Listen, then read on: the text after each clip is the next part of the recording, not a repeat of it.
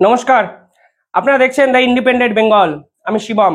আজকের ইনভেস্টমেন্টের এই আলোচনায় আমি ভারতের সামরিক ক্ষেত্রে ভারত সরকার ঠিক আগামী 1 বছর কি ভাবছে তার সুস্পষ্ট দিক নির্দেশ কিন্তু তারা দিয়েছে। আমি সেগুলি একটু আপনাদের সামনে বলতে চাইছি। ভারতবর্ষের সামরিক ক্ষেত্রে অর্থাৎ এই সামরিক শক্তি বৃদ্ধি করার যে বাজেট যদি আপনারা দেখেন তাহলে দেখবেন এবছর ভারতবর্ষ 6.8 লক্ষ কোটি টাকা ডিফেন্স সেক্টরে খরচ করবে, অর্থাৎ হিউজ একটা ইনভেস্টমেন্ট, এবং যা আগের বছরের থেকে 9% কিন্তু ইনভেস্টমেন্ট বেড়েছে। এবং আপনারা আরো যদি তলিয়ে ভাবেন, যদি বিলিয়নের হিসাবে তাহলে দেখেন, তাহলে দেখবেন এবছর ভারতবর্ষের ডিফেন্স বাজেট $78 বিলিয়ন। নিঃসন্দেহে হিউজ, কিন্তু আপাতত দৃষ্টিতে যদি আপনার $78 বিলিয়ন দেখেন তাহলে পাল্টা এই প্রশ্ন আসতে পারে, যেখানে চীন এবং আমেরিকার মতো বিশ্বের প্রভাবশালী দেশ আরো কয়েকশো কোটি টাকা এই ডিফেন্সে ইনভেস্ট করে, সেখানে $78 বিলিয়ন কি একটু কম হয়ে গেল? অন্তত ভারতের সামরিক ক্ষেত্রে $100 বিলিয়ন ইনভেস্টমেন্ট হওয়া কি উচিত ছিল বলে মনে হয়? এই প্রশ্ন কিন্তু দিনের শেষে উঠবে। যদিও ডিফেন্স বাজেট 9% বেড়েছে, তা সত্ত্বেও কোথাও গিয়ে আমার মনে হয় যদি আপনি চীন এবং আমেরিকাকে ট্রেডমার্ক ধরেন তাহলে এক্ষেত্রে কিন্তু অনেকটাই কম। আর মনে রাখবেন, এই যে 6.8 লাখ কোটি টাকা মানে ভারতবর্ষ বাজেট করেছে, তার মধ্যে 4.9 লাখ কোটি এই টাকাটা কিন্তু ইনভেস্ট করবে রেভিনিউ এক্সপেন্ডিচারে, অর্থাৎ ভারতবর্ষের সেনাবাহিনী তাদের পিএফ ইএসআই তাদের স্যালারি পারপাসে। অর্থাৎ নতুন কোনো মেকানিজম, নতুন কোনো সরঞ্জাম যদি ভারতের সেনাবাহিনী নিতে চায় তাহলে এর জন্য পড়ে থাকছে মাত্র 1,92,000 কোটি টাকা, যা নিঃসন্দেহে একটু হলেও হয়তো চীন এবং এই যে আমেরিকার সঙ্গে যদি নিজেদের তুলনা করেন তাহলে পিছিয়ে থাকার মতো একটা হিসেব। কিন্তু তা সত্ত্বেও বলবো, ভারতবর্ষ এবছর যেভাবে 6.8 লক্ষ কোটি টাকা বাজেট ইনভেস্ট করছে ডিফেন্স প্রজেক্টে, তা নিঃসন্দেহে ইতিহাসে এই প্রথম, এবং একটা ভারত সরকারের মাস্টার স্ট্রোক বলা যেতেই পারে। অন্তত বাজেট বাড়া মানে একটা জিনিস মাথায় রাখবেন, একটা সরকারের মনোভাবকে বোঝানো যায়। মানে ভারতবর্ষের বর্তমান পরিপ্রেক্ষিতে দাঁড়িয়ে যেখানে ভারতবর্ষের মানুষের করের টাকা কমতে শুরু করেছে, সেখানে ডিফেন্স বাজেট বাড়ছে, তার নিঃসন্দেহে ভারত সরকার যে আগামী 1 বছর ভারতের সামরিক শক্তিকে নিয়ে কি ভাবছে তা কিন্তু বোঝাই যাচ্ছে সুস্পষ্টভাবে। আর মনে রাখবেন, এই 6.8 লক্ষ কোটি টাকা নেহাত কোনো কম টাকা নয়। যদি এশিয়ার আপনি পর্যালোচনা করেন তাহলে দেখবেন এশিয়াতে দ্বিতীয় শক্তিশালী সামরিক শক্তি কিন্তু ভারতবর্ষ, এবং এই বিপুল পরিমাণ টাকা ইনভেস্ট করার মাধ্যমে ভারতবর্ষ সেনাবাহিনী এবং সামরিক শক্তি নিয়ে যে অত্যন্ত সিরিয়াস কিছু ভাবছে তা কিন্তু বলাই চলে। এবার আপনারা এক্সপেক্ট করতেই পারেন ভারতবর্ষ $100 বিলিয়ন ইনভেস্ট কখন করবে ডিফেন্সে। দেখুন, বর্তমানে ভারতের যে ইকোনমিক্যাল স্ট্রাকচার, ভারতবর্ষ যত টাকা লোন দিয়েছে, লোন নিয়েছে, সমস্ত দিক দিয়ে বিবেচনা করেও এই মুহূর্তে মনে হয় $100 বিলিয়ন ইনভেস্ট করাটা একটু টাফ। কিন্তু তা সত্ত্বেও কিছু উপায় নিঃসন্দেহে কিন্তু আমাদের একটু আলোচনার মধ্যে আনতেই পারি, আমি যেটা পরবর্তীকালে বলবো। বাই দ্য ওয়ে, পরের পার্টটা আপনাদের বলি। এই যে ডিফেন্স বাজেট মানে নতুন কোনো ইকুইপমেন্ট কেনা বা নতুন কোনো সরঞ্জাম নিয়ে আসা এবং নতুন মিসাইল, ফাইটার জেট, এগুলোর জন্য ভারতবর্ষ হাতে থাকছে মাত্র 1,92,000 কোটি টাকা। এই টাকার মধ্যে ভারতবর্ষের সেনাবাহিনীকে বিভিন্ন সেক্টরে নতুন ইনভেস্টমেন্ট আনা এবং নতুন করে সাজাতে হবে, যা চ্যালেঞ্জিং হলেও অসম্ভব নয়। মনে রাখবেন, ভারতবর্ষ কিন্তু মেড ইন ইন্ডিয়া প্রজেক্ট নিয়ে নিয়েছে।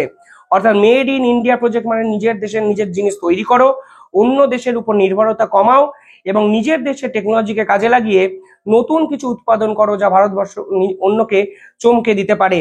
কালকে আমি একটা ভিডিওতে এরকমই বলেছিলাম, Bharatvarsha 6th generation fighter jet পরীক্ষামূলকভাবে অলরেডি উড়িয়ে গোটা বিশ্বকে হুঁশিয়ারি দিয়ে দিয়েছে। এই মেড ইন প্রজেক্ট যদি ভারতবর্ষের এই সকল টেকনোলজিস্টরা অ্যাপ্লাই করতে পারে তাহলে নিঃসন্দেহে ভারতবর্ষ কিন্তু প্রভাব বিস্তার করতে পারবে আন্তর্জাতিক মানচিত্রে। পাশাপাশি এই বিপুল পরিমাণে টাকা থেকে কিছুটা টাকা যাবে বর্ডার রোড অর্গানাইজেশনে, অর্থাৎ বিআরওতে। এই ব্রো অর্গানাইজেশনটা উত্তর পূর্ব সীমান্ত, পাহাড়ি অঞ্চল যেখানে বিপদসংকুল রাস্তা, সেই রাস্তাগুলোতে অত্যন্ত ভালো ডেভেলপ করেছে এবং নর্থ ইস্ট এখন আগের থেকে অনেক বেশি স্মুথলি অপারেট করা যায়।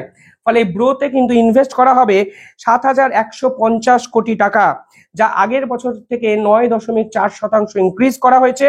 এবং এই বর্ডার এরিয়াতে রাস্তা যে নতুন করে তৈরি করার জন্য এই বিপুল পরিমাণে টাকা ইনভেস্ট করা হয়েছে, তাতে স্পষ্ট বার্তা যে Bharatvarsha north east, seven sisters এবং পাহাড়ি অঞ্চল যেখানে চীনা আগ্রাসন এবং বাংলাদেশের বর্তমান যত রকমের অশান্ত করার কার্যকলাপই বা ষড়যন্ত্র তার বিরুদ্ধে লড়াই করার একটা শক্তি কিন্তু বৃদ্ধি করতে চাইছে। দেখুন ভারতবর্ষ এই সময় দুমুখী আক্রমণের সম্মুখীন হতে পারে। নিঃসন্দেহে একটা চায়না, অন্যটি হলো পাকিস্তান। আমি বাংলাদেশকে হিসাবে রাখি না, কারণ বাংলাদেশের বর্তমান সামরিক বাজেট এতটাই কম যে তারা ভারতবর্ষের সামরিক শক্তির সঙ্গে লড়াই করতে পারবে না।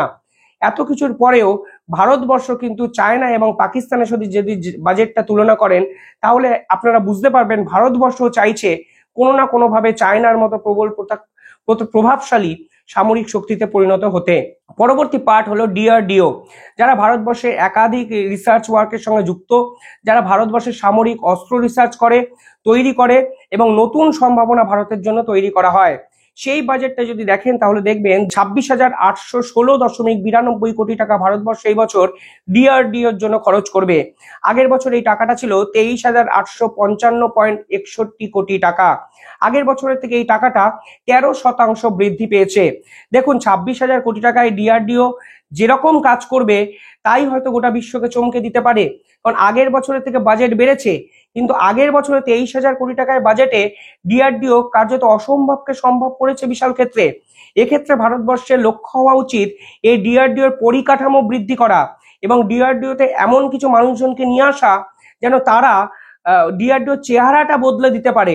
অর্থাৎ নতুন নতুন তৈরি করা, নতুন নতুন অস্ত্রশস্ত্র আমদানি করা এবং সব থেকে ইম্পর্টেন্ট হলো মেড ইন ইন্ডিয়া প্রজেক্টে গুরুত্ব দেওয়া, কস্ট এফেক্টিভ একটা প্রোডাক্টকে তৈরি করা। যেমন চায়না মেড ইন চায়না প্রজেক্টকে সম্পূর্ণ জায়গায় কাজে লাগাতে পারে, ইন্ডিয়াও কিন্তু সেই দিকে গুরুত্ব দিচ্ছে, অন্তত এই বাজেটে কিন্তু বোঝা যাচ্ছে।